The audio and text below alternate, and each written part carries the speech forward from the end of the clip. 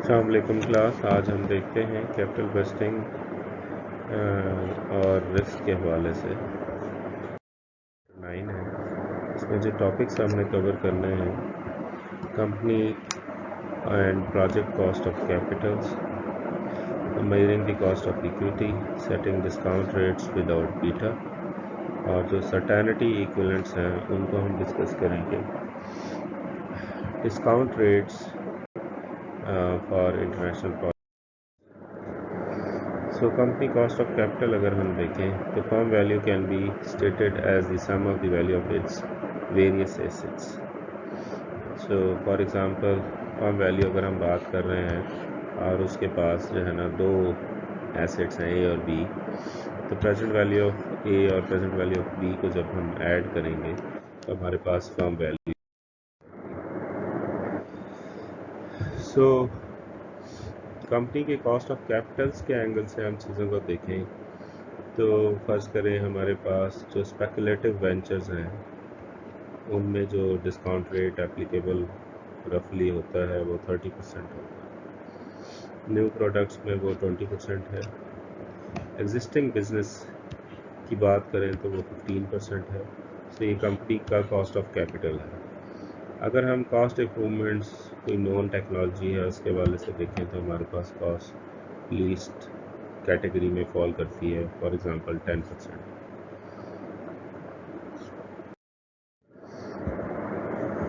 सो जो capital asset pricing model है उसमें जो रिक्वायर्ड रेट ऑफ रिटर्न है कंपनी के कॉस्ट ऑफ कैपिटल को उसके साथ जो है वो हम मैच कर सकते हैं। फॉर एग्जांपल कंपनी का कॉस्ट ऑफ कैपिटल जो है वो फर्स्ट करें 13% पे खड़ा है, तो जो सिक्योरिटी मार्केट लाइन है जो बीटा हमें मेजर करने में कैपिटल एसेट प्राइसिंग मॉडल्स में हेल्प कर रही है, उसका और जो कंपनी के कॉस्ट ऑफ कैपिटल का जो जंक्शन है उस पर हमें पता ही चलता है कि इस प्रोजेक्ट का स्पेसिफिक बीटा क्या है। प्रोजेक्ट का बीटा इस केस में अगर हम 13% के एस्पेक्ट में देखें 1.25 है। यहाँ पे अजम्पशन हमारी 5.5% की जो है वो risk free rate of return भी है। सो ये आपका RF है और उसके ओवर एंड अबव ये आपका रिस्क प्रीमियम है कैपिटल एसेट प्राइसिंग मॉडल में। अगर आप रिकॉल करें तो कैपिटल एसेट प्राइसिंग मॉडल में जो रिटर्न था ओवरऑल वो कैलकुलेट हो रहा था इस तरह से। तो ये जो पोर्शन था ये आपका रिस्क प्रीमियम का था। सो ये बीटा की वजह से ये आपकी SML जनरेट हो रही है। सो इस प्रोजेक्ट का जो 13% कंपनी के कॉस्ट ऑफ कैपिटल पे बीटा बन रहा है वो 1.26। अब बीटा को कैसे मेजर किया जा सकता है? अभी हम देख रहे थे कि SML जो है वो सिक्योरिटी मार्केट लाइन वो हमें relationship between return and risk जो है वो शो कर रही थी, और जो कैपिटल एसेट प्राइसिंग मॉडल है उसमें बीटा जो है बेसिकली प्रॉक्सी ऑफ रिस्क जो है वो यूज़ हो रहा होता है। इसके अलावा और मेथड्स भी हैं जो एम्प्लॉय किए जा सकते हैं स्लोप ऑफ SML को डिटरमिन करने के लिए। इसका मतलब ये है कि बीटा भी हम उससे फिर डिटरमिन कर सकते हैं। एक इम्पॉर्टेंट तरीका है हमारे पास रिग्रेशन एनालिसिस, उसके ज़रिए भी हम बीटा फाइंड आउट कर सकते हैं। सो अगर आप सिंपल रिग्रेशन एनालिसिस की बात करते हैं तो ये A+BX जो लीनियर रिग्रेशन मॉडल है इसमें ये जो B है ये बेसिकली हम बीटा मानते हैं। ठीक, इसका मतलब ये है कि मल्टी फैक्टर मॉडल में ये जो Y है ये इस तरह से आ जाएगा, आपके पास A+B1X, ठीक है जी, X1 + B2X2। तो इसका मतलब ये है कि यहाँ पे हमारे पास दो बीटाज हैं। तो ये मल्टी रिग्रेशन में आपके पास बीटा एक से ज़्यादा भी हो सकते हैं, डिपेंड करता है कि आपके पास फैक्टर्स कितने हैं। सो अब अगर आप रिस्क रिटर्न के एस्पेक्ट में देखें तो हम एग्जांपल ले रहे हैं डेल कंप्यूटर की। उसका प्राइस डाटा जो है वो हमने प्लॉट किया है मई 91 से लेकर नवंबर 97 का। सो मार्केट रिटर्न को परसेंटेज में कंपेयर किया हमने डेल के रिटर्न के साथ। सो उससे जो हमारे पास जो लाइन बनी है उसमें हमारे पास जो बीटा बन रहा है वो बन रहा है 1.87। ठीक। सो ये बेसिकली ये जो लाइन है जो बेस्ट फिट कर रही थी इस मार्केट रिटर्न और डेल रिटर्न के कंपैरिजन में, तो हमारे पास इसका जो आर स्क्वायर था वो 0.1 था, जबकि बीटा जो है वो हमने अभी कहा कि वो 1.87 रिग्रेशन एनालिसिस से हमने इसको जज किया। इसी तरह अगर हम दिसंबर 97 से लेके अप्रैल 4 में देखें तो जो डेल कंप्यूटर्स का जो बीटा है रिग्रेशन एनालिसिस के थ्रू हमें पता लगता है कि वो 1.61 है। ये जो लाइन हमने फिट की है ये रिग्रेशन लाइन जो एग्जिस्टिंग डाटा को, तो हमें उससे बीटा जो है वो 1.61 पता चला। यही अगर हम टाइम पीरियड जो 91 से 97 का जनरल मोटर्स के लिए देखते हैं तो उसका बीटा हमें पता लगता है कि वो 0.72 है, और 97 से 04 के दरमियान में जनरल मोटर्स का जो बीटा है वो 1.21 हो जाता है। इसी तरह एक्सन मोबाइल को जब हम प्लॉट करते हैं मार्केट रिटर्न के अगेंस्ट उसके रिटर्न्स को, तो उसका बीटा हमें पता लगता है रिग्रेशन एनालिसिस के ज़रिए 0.57, और एक्सन मोबाइल का डिफरेंट टाइप जो 97 से 4 के दरमियान में बीटा डिक्लाइन कर जाता है 0.51। सो आपके पास जो बीटा ऑफ इक्विटी है और बहुत सी कंपनीज का यहाँ पे गिवन है। बर्लिंगटन एंड नॉर्दर्न सेंटा फे का 0.53, CSX ट्रांसपोर्टेशन का 0.58, नॉरफॉक सदर्न का 0.47, यूनियन पैसिफिक कॉरपोरेशन का 0.47, इंडस्ट्री पोर्टफोलियो अगर हम देखें तो वो 0.49 पे खड़ा है। हर बीटा का कोई ना कोई स्टैंडर्ड एरर भी है, 0.2, 0.23, 0.28, 0.19 और 0.18 आपके पास बनता है। तो ये जो आपकी सिंपल रिग्रेशन मॉडल है इसमें ये है तो बीटा, लेकिन बीटा के साथ यहाँ पे हमारे पास एक एरर टर्म भी एग्जिस्ट करती है। वो जो एरर टर्म है वो हमें बताती है कि कितनी एक्यूरेसी के साथ ये बीटा जो है एस्टिमेट हुआ। स्टैंडर्ड एरर ज़्यादा होने का मतलब यह है कि इस बीटा के वेरी जो हमने कैलकुलेट किया है इसमें वेरिएशन आने के बड़े चांसेस हैं, जैसे 0.28 में हम बात कर रहे हैं। इसका मतलब यह है कि इसमें मिनिमल चांसेस हैं वेरिएशन के, क्योंकि इसका मिनिमल स्टैंडर्ड एरर है। तो जब भी हम डाटा को रिग्रेशन एनालिसिस के थ्रू असेस करने की कोशिश करते हैं तो हम साथ साथ स्टैंडर्ड एरर को भी नज़र में रखते हैं कि हमारी एक्यूरेसी कितनी ज़्यादा है। तो जितना ज़्यादा एरर होगा इसका मतलब है हमारा बीटा उतना इनएक्यूरेट होने के चांसेस हैं। सो जो कैपिटल एसेट प्राइसिंग मॉडल में जो हम बीटा को एस्टिमेट कर रहे थे सिक्योरिटी मार्केट लाइन से, उसमें एरर टर्म का एलिमेंट कोई नहीं था। तो इस वजह से जो बहुत सारे रिसर्चर्स हैं वो रिग्रेशन एनालिसिस को यूटिलाइज़ करने का भी कहते हैं कि उसको आप यूटिलाइज़ करें बीटा को एस्टिमेट करने के लिए, ना कि जो सिंपल हमारे पास बीटा का जो बीटा ऑफ मार्केट का या बीटा ऑफ इक्विटी कैलकुलेट करने का जो फॉर्मूला था जिसे हमने कहा था कि कोवेरियंस को स्टैंडर्ड डिविएशन के साथ डिवाइड कर दें तो आपके पास बीटा आ जाता है।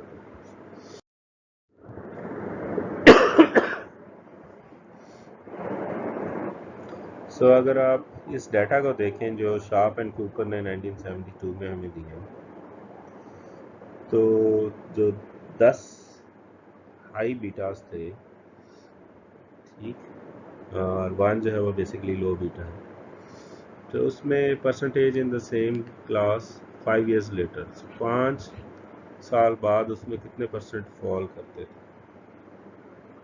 35%। ठीक,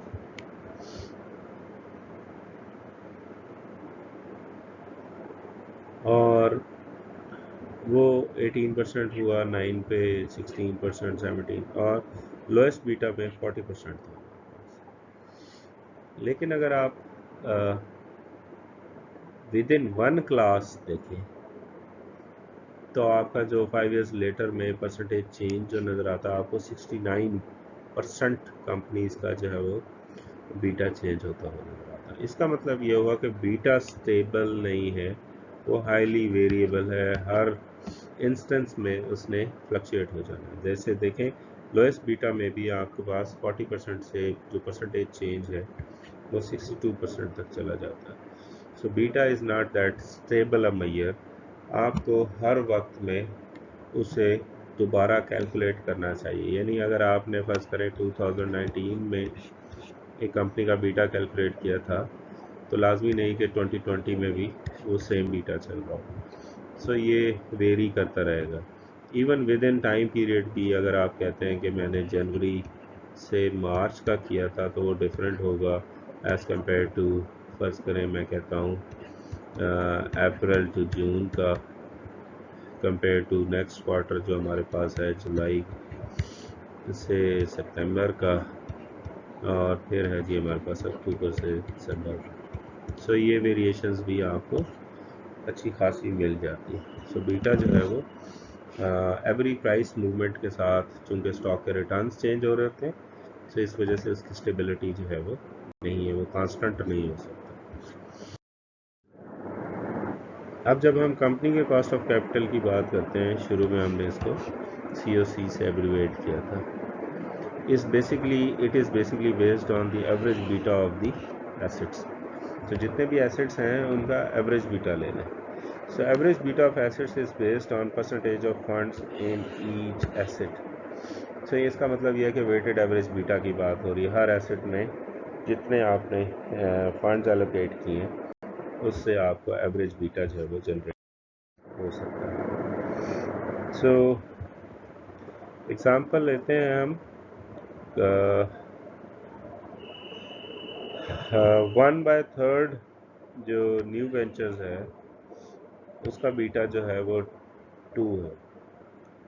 जो एक्सपैंड एग्जिस्टिंग बिजनेस का जो बीटा है वो 1.3 है, और प्लांट एफिशिएंसी का जो बीटा है वो 0.6 है। तो एवरेज बीटा ऑफ एसेट्स जो है वो आपका 1.3 आता है। कैसे आता है देखें, 1/3 को मल्टीप्लाई करना है 2 से, प्लस करेंगे 1/3 को मल्टीप्लाई करेंगे 1.3 से, फिर उसमें प्लस करेंगे 1/3 को 0.6 से, तो इसका जो रिज़ल्ट है वो ये आपके पास आ जाएगा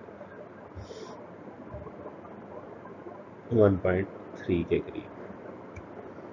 ठीक, तो ये आपका एवरेज बीटा ऑफ एसेट्स आ जाएगा। अगर हम कैपिटल स्ट्रक्चर की बात करें तो जो आपका जो कैपिटल स्ट्रक्चर में जो कैपम का एलिमेंट है वो तो आपको ये बता रहा है कि R is equal to RF plus beta. ये बेसिकली बीटा है, बी नहीं है, beta into RM minus RF है। सो ये R जो है ये बेसिकली R ऑफ इक्विटी बन जाता है, क्योंकि ये जो बीटा है ये हमेशा इक्विटी के लिए ही वैलिड रहता है। लेकिन अगर आप कैपिटल स्ट्रक्चर में बात करें, कैपिटल स्ट्रक्चर में तो बेसिकली आपका इक्विटी के अलावा डेट भी शामिल होता है। ठीक, so capital structure basically mix को शो कर रहा है जो इक्विटी और डेट के कॉम्बिनेशन से आपकी फर्म के वो बनता है। So capital cost of company की अगर हम बात करें तो वो बेसिकली आर पोर्टफोलियो का यानी आर एसेट्स का है। आर एसेट्स का कैलकुलेट होता है weighted average cost of capital से। वो हमें पता है कि हम डेट का वेट को मल्टीप्लाई करते हैं, तो ये वेट है basically. So V value of assets है यहाँ पे, ठीक है, और जो डी है ये वैल्यू ऑफ डेट है, और ई वैल्यू ऑफ इक्विटी है। सो आर डेट को अगर हम उसके वेट से और आर इक्विटी को उसके रेलेवेंट वेट से मल्टीप्लाई करें और उनको ऐड करें तो ये हमारे पास weighted average cost of capital आ जाए। इसका मतलब ये है कि बीटा ऑफ एसेट्स दो हिस्सों में डिवाइडेड होगा, बीटा ऑफ डेट और beta of equity. So beta of debt का जो वेट है डी ओवर वी से मल्टीप्लाई होगा, और बीटा ऑफ इक्विटी जो है वो अपने वेट ई ओवर वी से मल्टीप्लाई होगा। तो तो हमारे पास टोटल बीटा ऑफ एसिड्स आएगा। जैसे पहले हमारे पिछली एग्जांपल में हमने लिया था कि बीटा ऑफ एसिड्स तमाम एसिड्स का हमने ले लिया था, वो भी वेटेड एवरेज लिया था, तो 1.3 था। सो बीटा ऑफ एसिड इसका मतलब है कि वो इस तरह से भी कैलकुलेट हो सकता है अगर हमें बीटा ऑफ डेट और बीटा ऑफ इक्विटी गिवन हो और डेट ऑफ इक्विटी के वेट्स से हम मल्टीप्लाई करें और हम आंसर ले लें। इसका मतलब यह है कि आर ऑफ इक्विटी जो हमने पिछले स्लाइड में इक्वेशन लिखी थी वो डिटरमिन होगी बीटा ऑफ इक्विटी, यानी बीटा ऑफ इक्विटी को जब हम R M minus R F यानी मार्केट रेट ऑफ रिटर्न से रिस्क फ्री माइनस करके बीटा को मल्टीप्लाई करेंगे तो ये हमारे पास इक्विटी रिस्क प्रीमियम आ जाएगा। तो चूंकि ये इक्विटी का आएगा इसलिए इक्विटी रिस्क प्रीमियम आएगा, क्योंकि इक्विटी में रिस्क लेने की वजह से हमारे पास बीटा ऑफ इक्विटी जनरेट हुआ था। तो ये पोर्शन जो है वो हमारा इक्विटी रिस्क प्रीमियम कहलाएगा। उसमें रिस्क फ्री रेट ऐड करेंगे तो आपके पास R of equity in total आ जाता है। सब अगर आप एक्सपेक्टेड रिटर्न्स और बीटास को देखें प्रायर टू रीफाइनेंसिंग, तो आपका जो एक्स एक्सिस है वो डिफरेंट बीटास को शो कर रहा है। तो यहाँ पे आपका जो बीटा ऑफ डेट है 0.2 है, उसकी वजह आपका जो आर ऑफ डेट था वो 8% था। अगर आप बीटा ऑफ एसिड्स को देखें तो वो 0.8 है, क्योंकि टोटल आर ऑफ एसिड्स जो है वो आपका 12.2 और बीटा जो आर ऑफ इक्विटी है वो हमेशा हाईएस्ट होगा, क्योंकि उसका बीटा हमेशा ज़्यादा होता है 1.2 इन दिस केस। ठीक, तो ये इक्विटी और डेट का जो कम्बिनेशन है वो obviously overall beta of acids बताता है। इसका मतलब ये है कि बीटा ऑफ एसिड्स हमेशा बीटा ऑफ इक्विटी से कम होगा। ये डिपेंड कर रहा था बहुत ज़्यादा आपके जो डेट की वेटेज है, डेट की वेटेज कितनी है। क्योंकि बीटा ऑफ डेट कम है तो कंपनीज ये डिसाइड कर सकती हैं कि चूँकि डेट में जो रिस्क है वो कम है, इस वजह से हम डेट फाइनेंसिंग ज़्यादा करें, क्योंकि इक्विटी में आप देख रहे हैं कि रिस्क ज़्यादा है as compared to overall assets. इसका मतलब ये है कि आप रेवेन्यूज़ और एक्सपेंडिचर्स पे भी जो बीटा है वो फाइंड आउट कर सकते हैं। सो बीटा ऑफ रेवेन्यू जो है वो कैसे फाइंड आउट होगा, beta of fix cost multiply करेंगे present value of fix cost divided by present value of revenue से। ठीक, और आपको जो बीटा ऑफ वेरिएबल कॉस्ट है उसको मल्टीप्लाई करना है आपने present value of variable cost divided by present value of revenue. और इसमें जब आप बीटा ऑफ एसेट को मल्टीप्लाई करते हैं present value of assets divided by present value of revenue से, तो ये आपके पास ओवरऑल बीटा ऑफ रेवेन्यू आ जाता है। इसका मतलब यह है कि बीटा ऑफ रेवेन्यू तीन चीज़ों पे डिपेंडेंट है, एक फिक्स कॉस्ट, दूसरी वेरिएबल कॉस्ट और तीसरा जो है वो आपके पास एसेट्स। सो इन तीनों से मिल के जो है वो आपका आ जाता है। यहाँ पे देखिएगा कि हमने जो वेट लिया है वो वेट में जो टोटल लिया है हमने रेवेन्यू लिया है, ये ध्यान में रखिएगा, क्योंकि जब हम रेवेन्यू की बात करते हैं तो revenue is the highest number income statement में, तो इस वजह से हम उसी की बेस पे वेट्स यहाँ ले रहे हैं। फिक्स कॉस्ट का वेट भी रेवेन्यू पे लिया है, वेरिएबल का भी रेवेन्यू पे लिया और एसेट का भी रेवेन्यू पे लिया, क्योंकि हम beta of revenue find out करना चाह रहे हैं।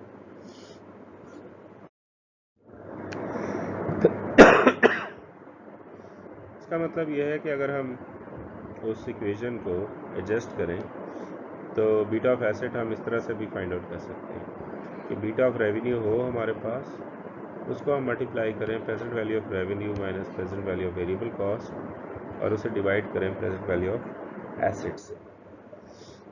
यानी ये इक्वेशन ऐसे भी हो सकती है कि बीटा ऑफ रेवेन्यू को हम मल्टीप्लाई करें 1 minus present value of fix cost से, present value of fix cost से जिसको डिवाइड किया हो हमने प्रेजेंट वैल्यू ऑफ एसेट से।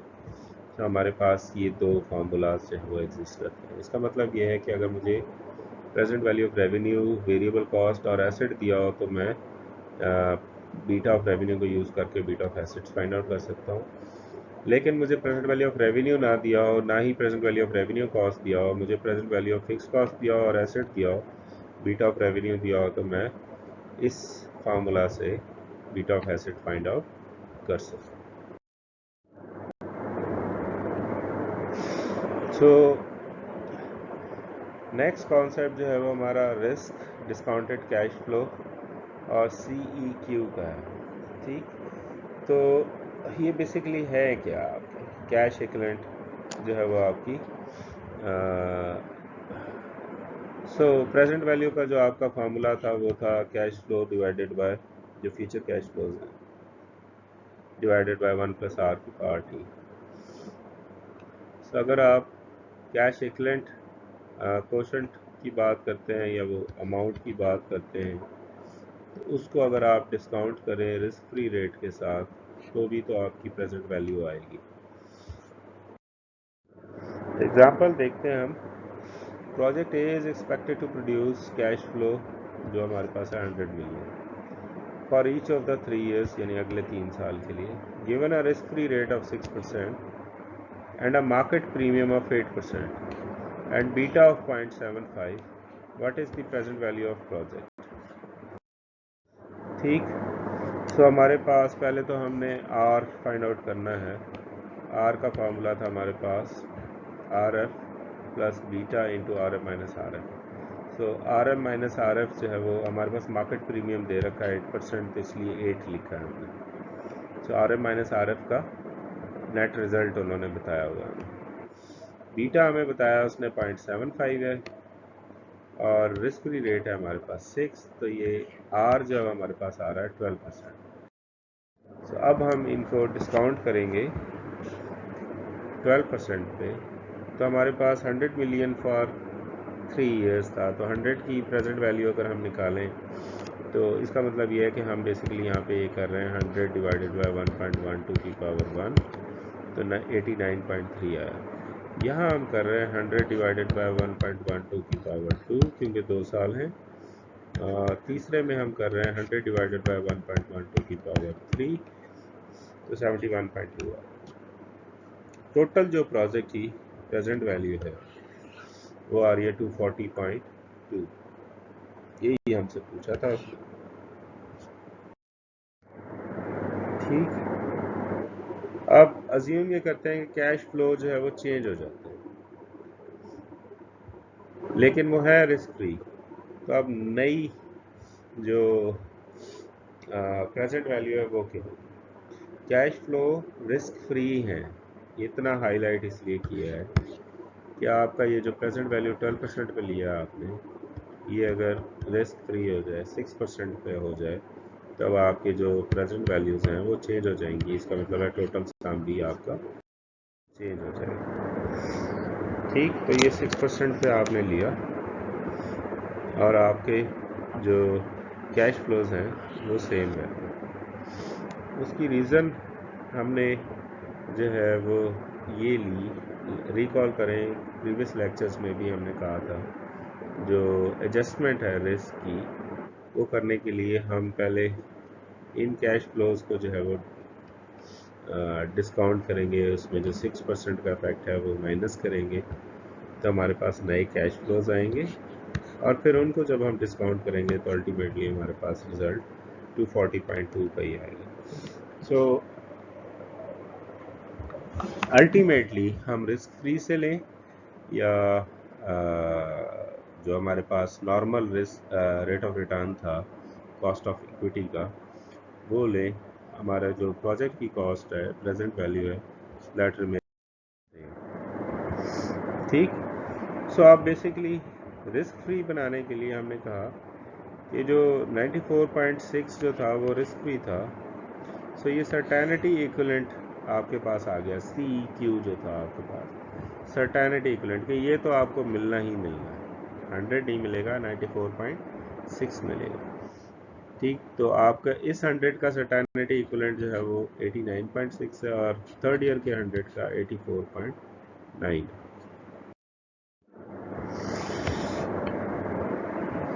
सो आपका यहाँ पे डिडक्शन फॉर रिस्क कितना हुआ 100 और कैश फ्लो में से सर्टेनिटी इक्विवेलेंट को माइनस करेंगे तो हमारे पास डिडक्शन फॉर रिस्क आ जाएगा 5.4 100 में से 89.6 माइनस करेंगे तो 10.4 100 में से 84.8 करेंगे तो 15.2 ये आपका डिडक्शन फॉर रिस्क आ गया।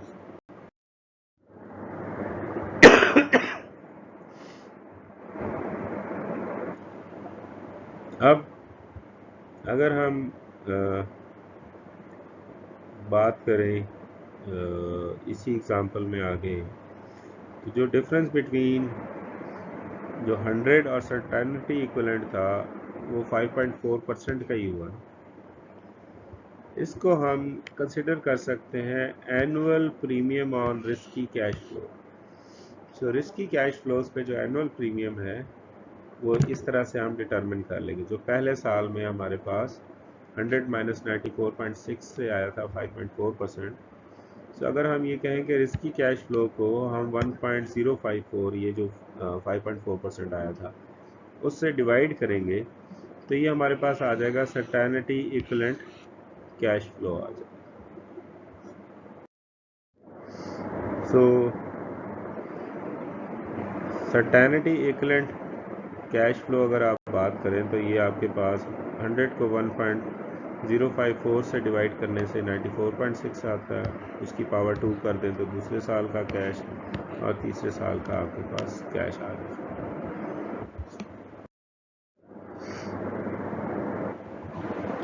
अच्छा जी, आपका जो इंटरनेशनल रिस्क है अगर आप देखें तो स्टैंडर्ड डिविएशंस में ब्रैटल कॉप का डाटा जो हमें दिया हुआ है standard deviations country index versus S&P composite index जो है वो बताया दिया है। तो हमारे पास कोरिलेशन कोएफिशिएंट S&P कंपोजिट के साथ कोरिलेशन कोएफिशिएंट इसका ब्राज़ील का 0.134 है, जबकि उसका बीटा जो है वो 0.84 है और जो रेशियो ऑफ स्टैंडर्ड डिविएशंस है वो 6.29 है। तो इसमें आपको जो highest ratio of standard deviation मिलती है वर्सेस S&P कंपोजिट इंडेक्स वो 7.29 की मिलती है इंडोनेशिया की, जबकि इसका बीटा 1.28 और इसकी कोरिलेशन जो है वो 0.176 है। और हाईएस्ट बीटा अगर आप देखें तो वो थाईलैंड का है 1.74।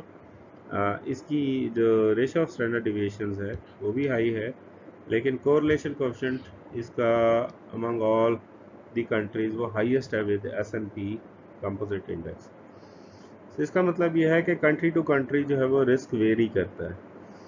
सो आप अगर आप मैक्सिको की बात करें तो मैक्सिको में लोएस्ट रिस्क जो है वो बीटा के कॉन्टेक्स्ट में। अगर आप स्टैंडर्ड डिविएशंस के एस्पेक्ट में देखते हैं तो पोलैंड में आपको लोएस्ट रिस्क मिलता है। सो इसलिए ये वेरिएशंस मिलेंगी आपको इस एक एंगल से। अगर आप मुतमईन है तो दूसरे एंगल पे जो है वो आपको कॉम्प्रोमाइज़ करना पड़ेगा। अगर आप स्टैंडर्ड डिविएशंस को रिस्क मानते हैं तो आप डिफरेंट कंक्लूजन्स को पहुंचेंगे। अगर आप बीटा को रिस्क मानते हैं तो आप डिफरेंट कंक्लूजन्स पे पहुंचेंगे। और अगर आप ये कहते हैं कि इसकी कोरिलेशन कोएफिशिएंट कम हो, कोरिलेशन कोएफिशिएंट क्यों कम हो? क्योंकि अगर आप इंटरनेशनल डाइवर्सिफिकेशन की तरफ जा रहे हैं तो आप उस इंडेक्स को या उस कंट्री में इन्वेस्ट करना पसंद करेंगे जिसमें कोरिलेशन आपके जो मार्केट है उसका लीस्ट होगा। सो S&P कंपोजिट के हिसाब से तो इजिप्ट के साथ उसका लीस्ट कोरिलेशन है।